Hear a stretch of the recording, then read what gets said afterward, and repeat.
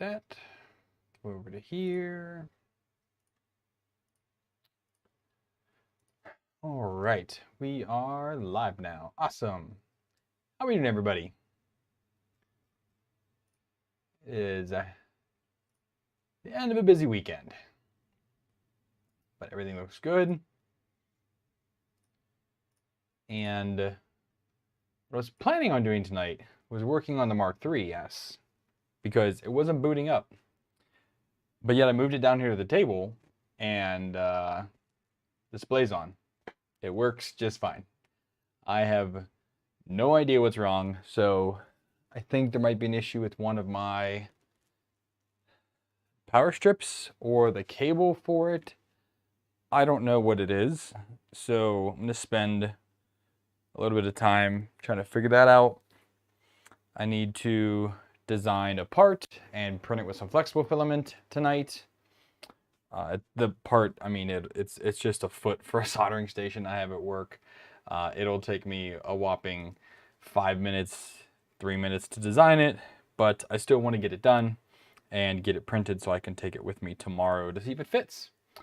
It's the joyous things about flexible filament. You have a little bit of fudge room to kind of get it to fit into something or around something, but this just goes in the bottom of the soldering station. So that's really the plan for tonight. You can see behind me, I still have the Voron Legacy build in progress, except I ordered the wrong bearings. So that was kind of, when I didn't order the wrong bearings. I pulled the wrong bearings out of my stock.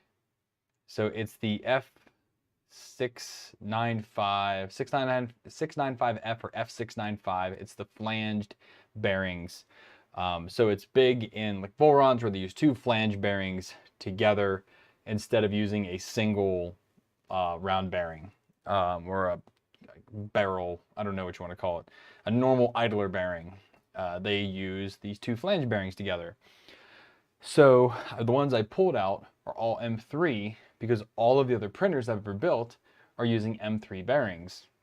Yet in the Voron, they're using M5 bearings. And I was not prepared for that because I was like, oh, F695s, I've got those. I think they're the 3mm like F693s or something. I don't know. But either way, I had the wrong bearings. So I had already ordered some because I needed more. And those came in and I was able to do the two front idlers there and the back left motor assembly, basically. Just double check here. Okay. So I was able to get a motor done and the two front idlers done. But in order to do the back one here, the back right, I need another 6 bearings for that. And then in order to do the carriages, the Y carriages on each side, I need another 4 bearings for each of those. So I have to wait for all those to come in. So the build is now back on the table. The table's back out of the way until I get the rest of it. But I have, everything else is pre-drilled. Heat sets are in. I just finished cutting down the smooth rods today because I actually cut them too long. I forgot which side of the tape I marked the smooth rods with.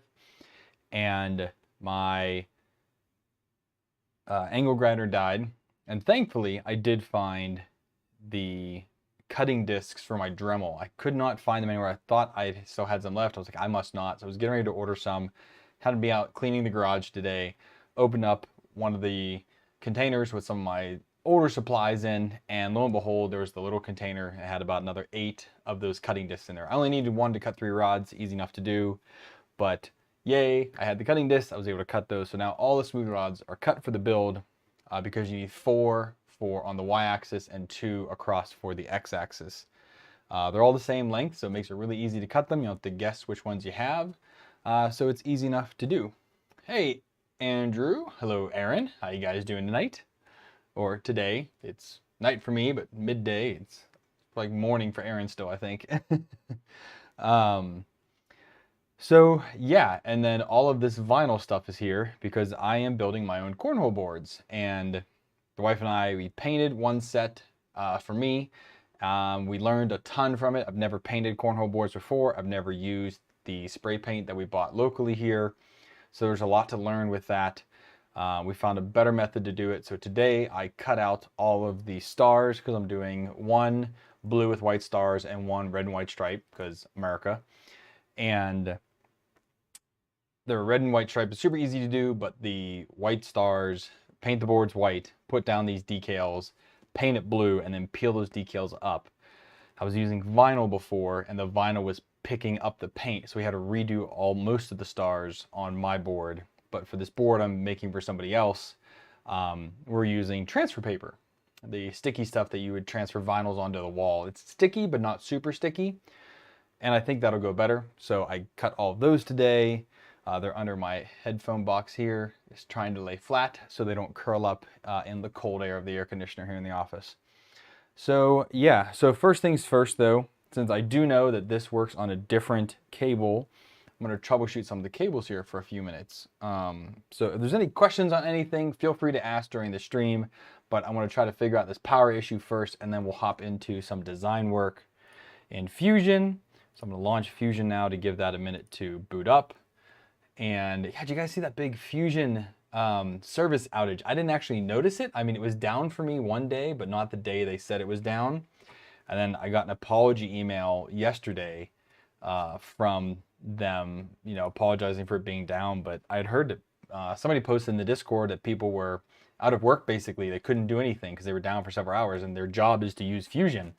So that's pretty, it's a pretty big screw up there. All right, so we're just going to use the multimeter. We're going to check this cable first and see what AC.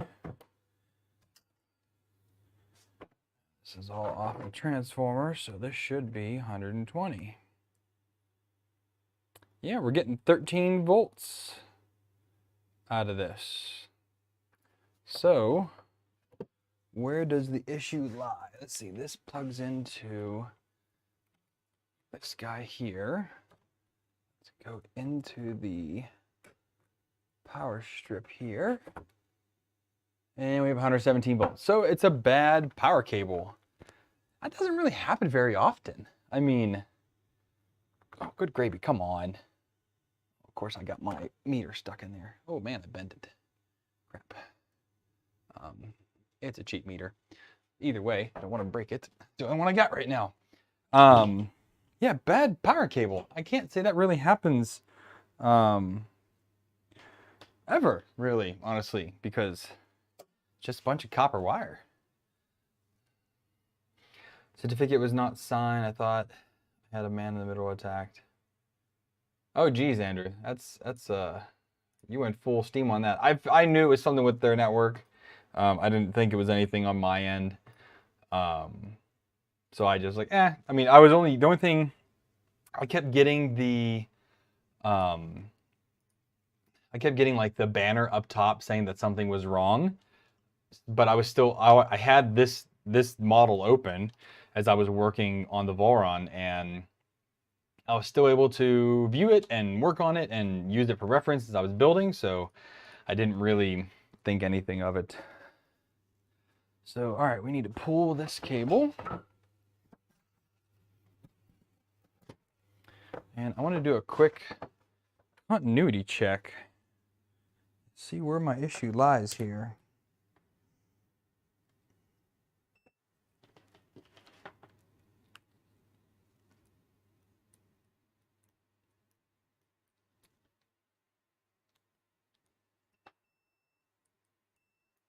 It's on the neutral. I have no continuity. So something happened with it. I don't really understand how that happens. I mean, it's not like it's burned or anything. It's behind a transformer and surge suppressor. So it could have been one of the power dips had killed it, but interestingly enough, there's no continuity on the neutral line. So we'll just chuck that away and we'll grab another cable here. Thankfully, I have a drawer full of power cables. I need a shorter one if I can find a shorter one here. Here's a short one.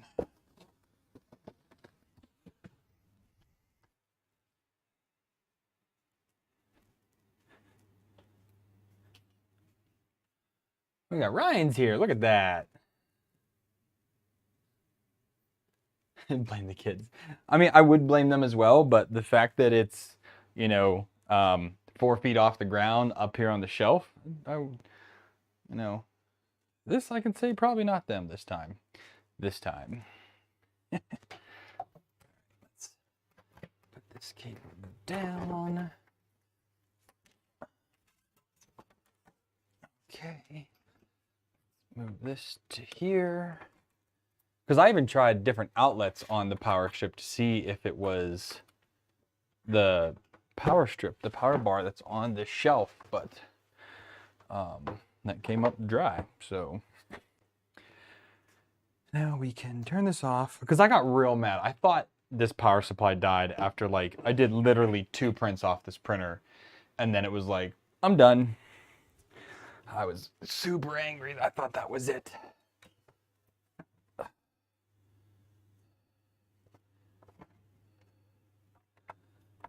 So there is that. Can we turn on? We have power. Okay, fantastic. I need to plug my Raspberry Pi cable. Plug the Pi back in.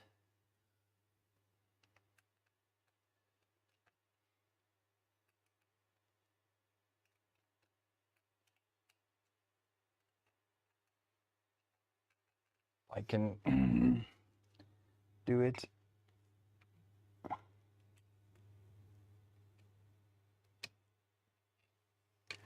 Oh my goodness, come on. There we go. Trying to do it like blind. Make sure that 4s we can bring it. Okay, and then I do want to go ahead and plug in this USB, so we need to take this all the way down around like that. This other USB is the palette, because again, I would love to start getting printing with my palette again here in the near future. Got some filament from some brands coming in soon, so I'd like to be able to use it once they send it. Fantastic. That's online. It's itchy. Okay, well now we know what that problem was. It's definitely a first for me, because I don't think I've ever had a power cable go out on me before. Really don't. I've had like transformers and power supplies go out, but never the actual, what is that, a C19 cable go out. Very strange. So I think I just got bit by a freaking mosquito. Oh, where are we at here? Yeah, USB cables. I've had plenty of those go bad on me. Ruptured eardrum, Aaron. Ouch, dude. Oh, jeez.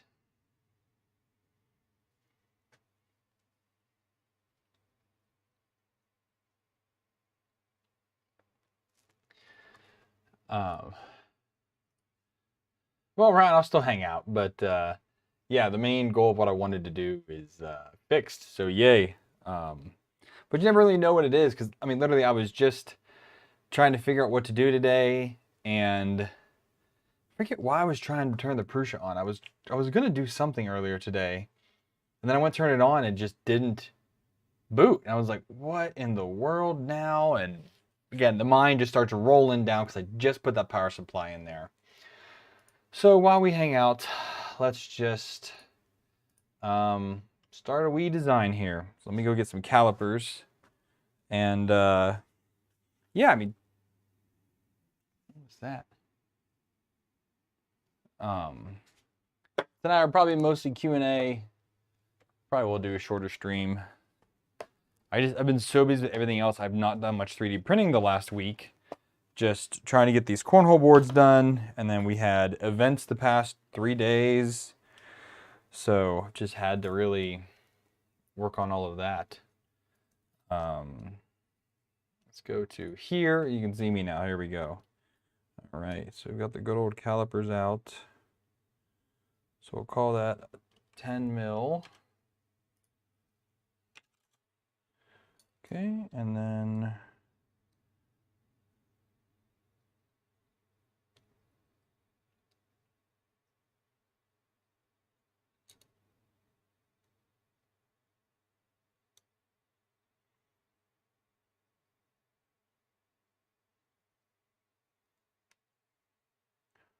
4.75 mil.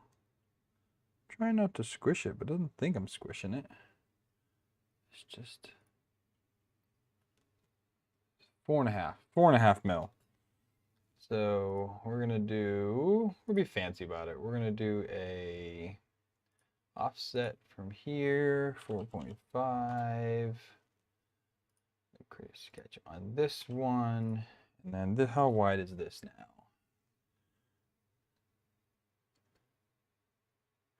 14. Cool. And then let's go ahead and do a loft from here to here. Okay, so we've got the base of my little foot here, and this looks like it tapers. So the bottom is 8.5 mil. And it's 8 mil there. So we'll do another sketch here. Do 8.5. And how tall is that? It's 7.5 mil tall. So we're going to do another offset from here, 7.5. Create another sketch here. This will be 8 mil. And we're just going to create another loft. Create a loft. Where is it at? There it is. So from there to there. Probably could have definitely with like an extrude angle or something. It's a Reese cup. And then we're gonna do up here. We'll put this relief hole in there.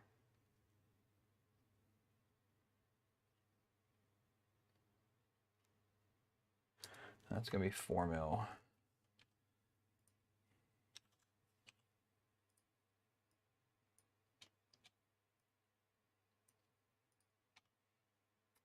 And that is about it. That took, again, what, 2 minutes to make? And that's how I learned Fusion 360 right there, is finding something and recreating it in Fusion. Literally, that's how I learned it. Forget how I came across lofting. I was making the GoPro center mount for my CR10S. I was designing that, and that's when I learned how to do a loft. I don't remember if that was me Googling how to connect it, or if I just like found the feature in Fusion. I started clicking some buttons and then it magically did what I wanted it to do. But yeah, that's about it right there. So save this. We'll call this the, what are we calling this? Soldering iron foot. I have that to save, and we'll export it.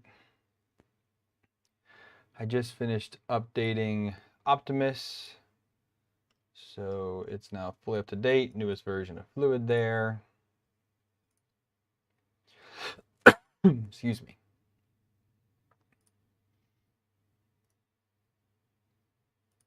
Save as mesh, STL. Throw on desktop for now, that's fine. All right, so let's go back to here. Switch over to Optimus. I have all my new bed images done. That was one of my to-do lists from a stream about a month ago. I think they all have them now. Megan Jones had one for a while. But I just made some quick and dirty ones so I know what I'm looking at now. But everybody's got their own image now, so it's quick and easy to make sure that, yes, I am using the correct printer. Because you never know what happens sometimes. All right, so I need to Optimus Shine TPE 2 Moonraker fix. What broken Moonraker, Aaron? Don't tell me because I just updated. Okay,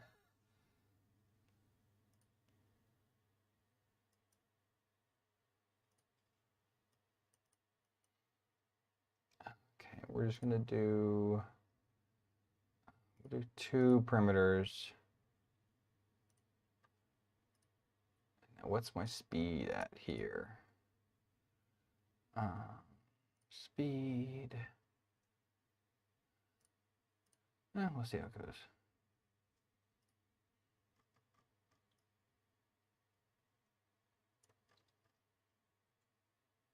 Oh yeah, the month ago. Yeah, that's all fixed.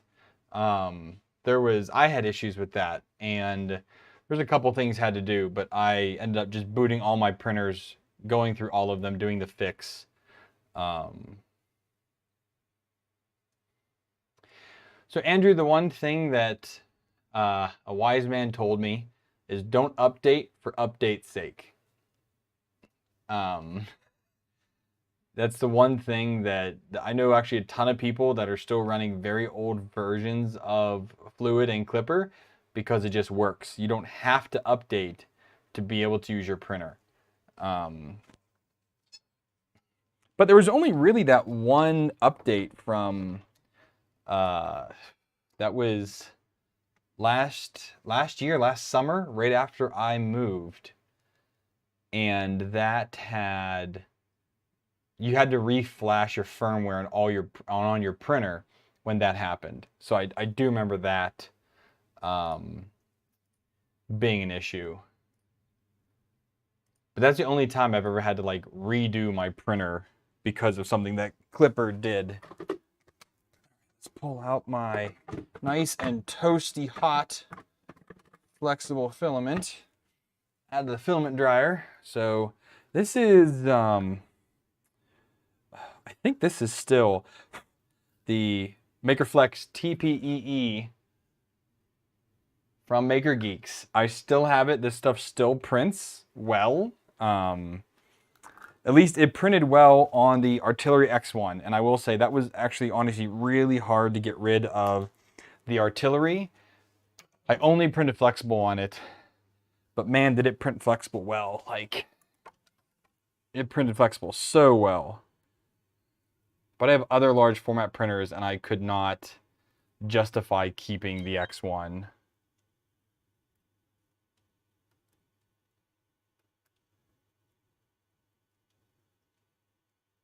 Come on, where are you at? There you are.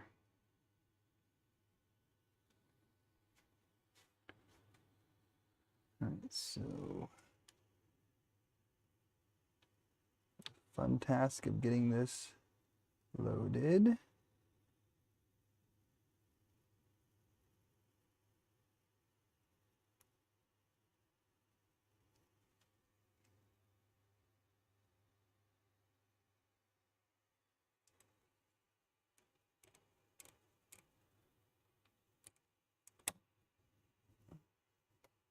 Oh, there we go.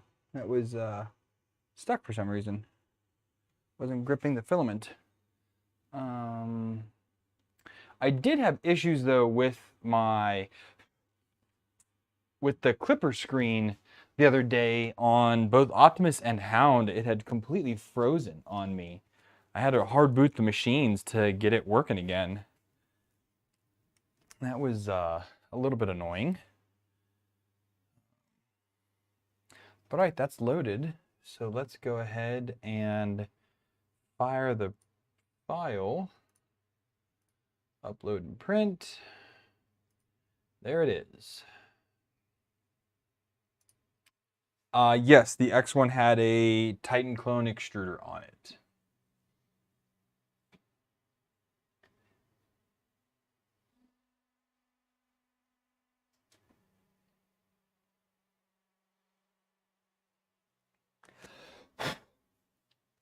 Yeah, I've kind of been with the updates. I'll update one of the printers and see how the update goes and do a print with it. And then if it all went well, then I'll go through and update the rest of my printers.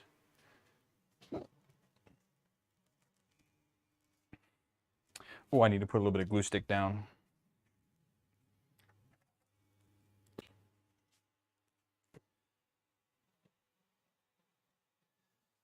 Easy enough to do. It's a very small print.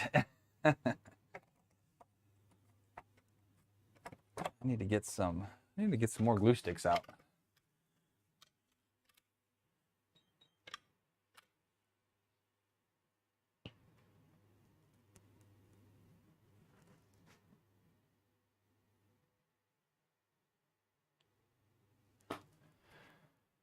Oh, let's see. Let's move this out of the way.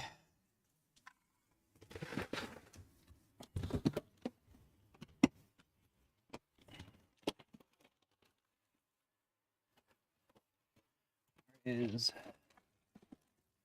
the glue sticks. Here they are.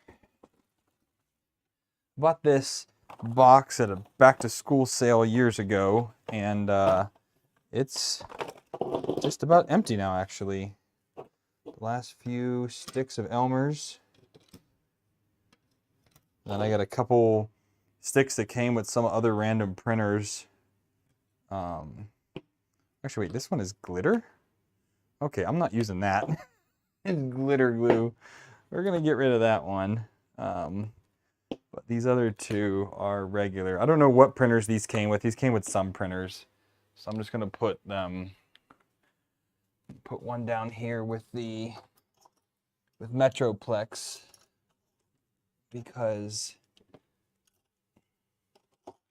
it's still printing ABS on that machine. Let's see, how's this looking?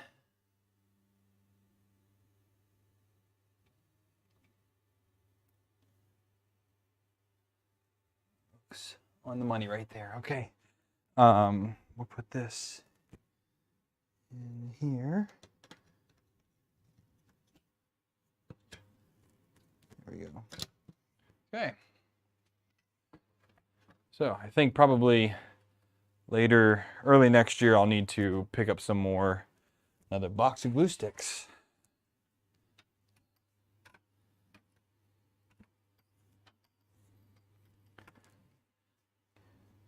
Keep that big cable nearby. I like having that there. Makes it easy when I work on the table here. But the glitter glue, this is going to the kids. I guess I had like 2 years, 30 glue sticks for 2 years. That's not too bad. I don't use it very often.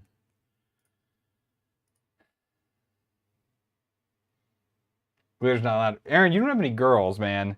Glitter is all my house has. With 4 girls, I mean.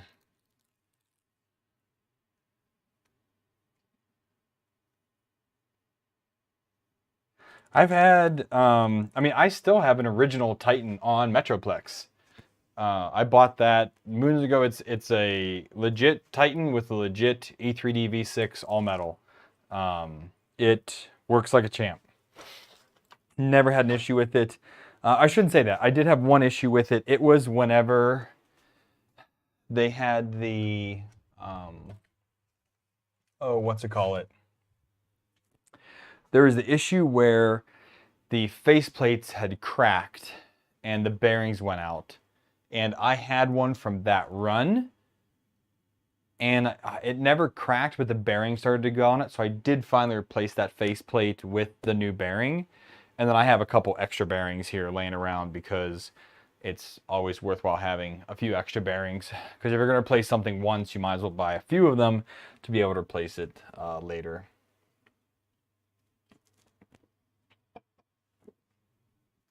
I can't even tell you, Aaron, we went to when my oldest was 5, we went to Disney, Florida, and my wife had gotten her a new princess dress to wear every day. And the amount of glitter that was in the stroller when we were done, we rented a stroller. Yeah, we didn't have a good stroller for that. We rented a stroller. And every day I would open the stroller and just shake it out like this, and just plumes of glitter would come out of this stroller. Like, it was ridiculous.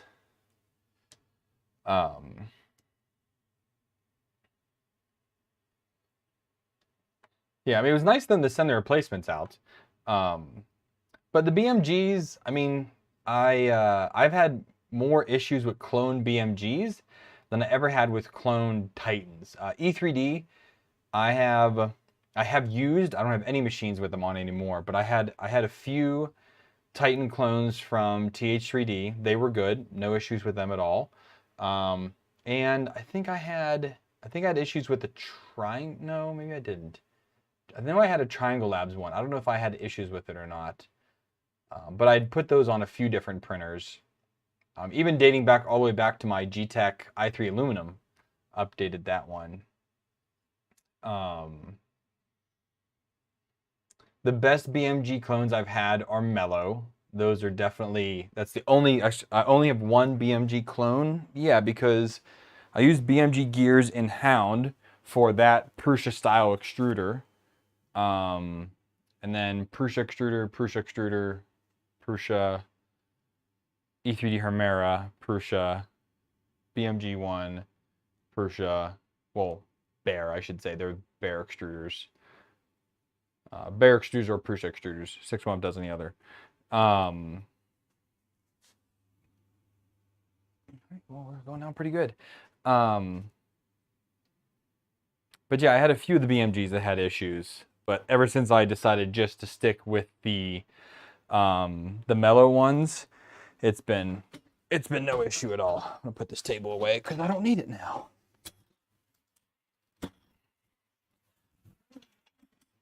I have my fans here. I put new fans in the rig today, and that was fun. I bought them a few months ago.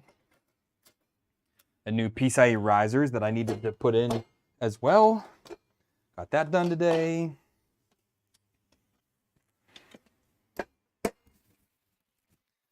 This goes right here out of the way.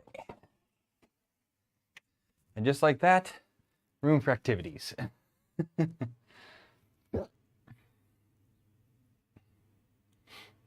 Mellow is the best. I mean, even their hot ends are really good.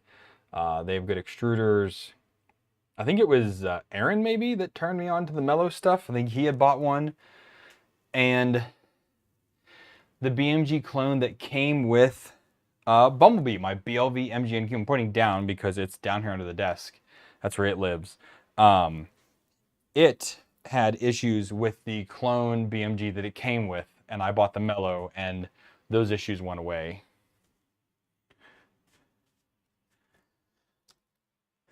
But we'll see how. Here's my very old thermal take, super dusty fans. I don't know what I'm gonna do with these things. I might just chuck them. Man, are they dirty and dusty. Nope. Put that down.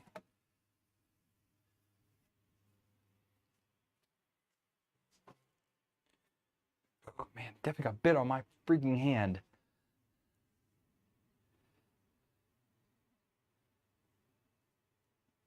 I was looking at Mellow the other day because I was trying to, like, putting in an AliExpress order. I'll always look at other stores and see if there's anything that, like, I need. I just put a 5-sec order in. Well, because I bought the V0 kit, the absolute cheapest you can possibly get it, aside from free, off AliExpress, for $310. So that's coming. That'll be a project to start in the new year. And then I just bought some parts off of 5-sec for something. Oh, I needed some parts for the Legacy. So I just browsed on there, added a couple extra things. It was like $40 worth of stuff. but just have some spares and things like that, because I'm already going to order from them. It's already going to take slow boat from China. Might as well throw in a couple extra parts to have, because things you'll need, or that I'll need, I should say. Going back to the Melon of Crazy, away from the Revo. Oh, I didn't know you had a Revo. Interesting. And you're saying Halidus parts, Andrew. I've never heard of Halidus. But I'm going to build the V0. Well, the Legacy I'm building almost stock to the actual Voron design. The only differences I have is I'm using a different build plate bed, which means I had to create my own bed mounts, which mostly line up, but not 100%. I don't know what's off about it, but either way, I got it to work easily enough. We'll see once I power it how well the motors move, because I did redesign the Z mounts to use POM, palm, acetal lead screw nuts, because I like they don't slip and things like that. And then what else did I modify on that? Oh, Aaron modified the actual idler tops. So for the front, because it's blind joints, so I'll bring this over real quick. Aaron designed the tops there to cover the extrusion, because they stopped halfway through. You can see from the side there, they stopped about a third of the way through, and that's just an absolute pain point for getting yourself incredibly scratched up, is leaving especially the front of your printer having some raw extrusion ends there, because those are going to be sharp. And I've cut myself way too many times on the Hypercube, which is why I had put caps on that extrusion. And then I'd modified the power enclosure, the electronics enclosure, to use an 80mm fan vice a 60mm fan. But everything else is going to be stock. I'm going to use the M4 extruder, which I've printed all the parts for, the hardware. That's what I ordered from 5sec. I ordered the M4 extruder. And look at that, my part is done. I ordered the M4 extruder. Man, that looks amazing. So, holy cow. It is a little smaller though, it looks like. Maybe not. So, here is the original. And here is my 3D printed parts that just came off the bed. If it wasn't so shiny, I don't think you'd be able to tell really the difference. It looks great.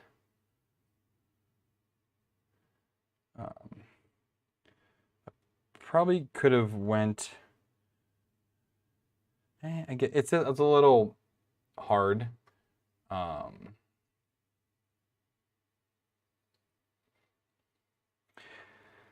Well, Aaron, you've also had issues with the Voron just because, I mean, you lost your card. Did you ever finish remaking your firmware and your everything for that printer?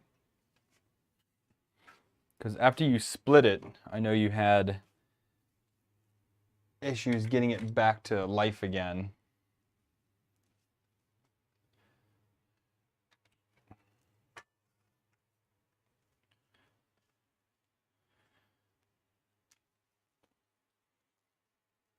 Oh, that's trash. Get in there. Did get rebuilt. Good deal.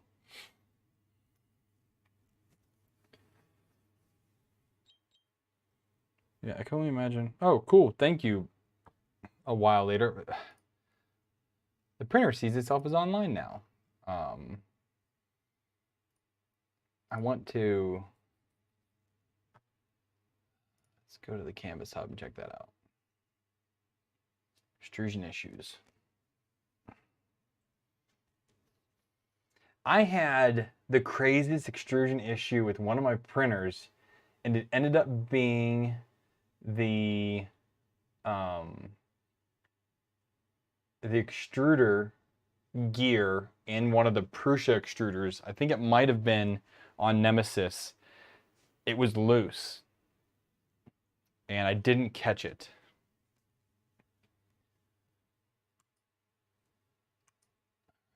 let's do some updates on the Mark 3S canvas hub. But yeah, it ended up being a really weird issue trying to figure that one out. Because I was checking like everything else. I think it was right after I built it, so I thought it was like a configuration thing. Oh, you have an LGX on it. Okay. I thought about getting one of those, but I could not bring myself to spend that kind of money on an extruder. I mean, I only have a Hermera because Brandon sent me one. I mean, it's the only reason why I have one on Optimus. But it prints flexible like an absolute champ. It really does. So I like having a printer that kind of just really deals with that.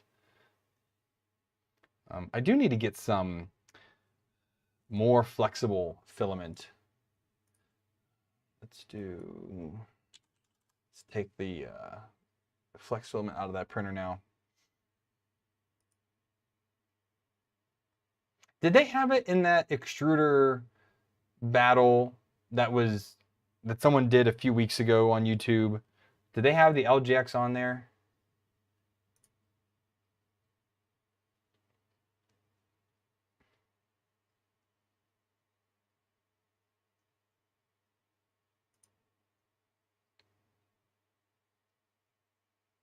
Can't remember how it did.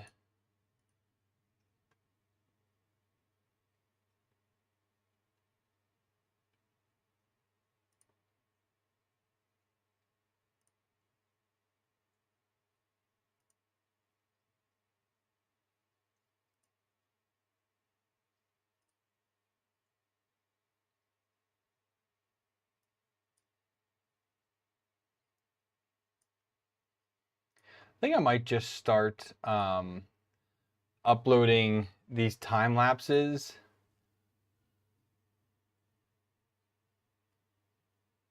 to like Instagram or something.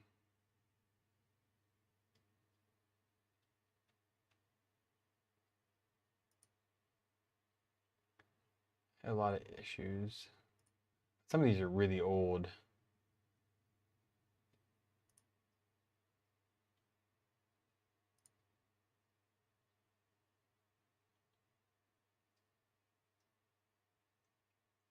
Probably half of them end up going dark once I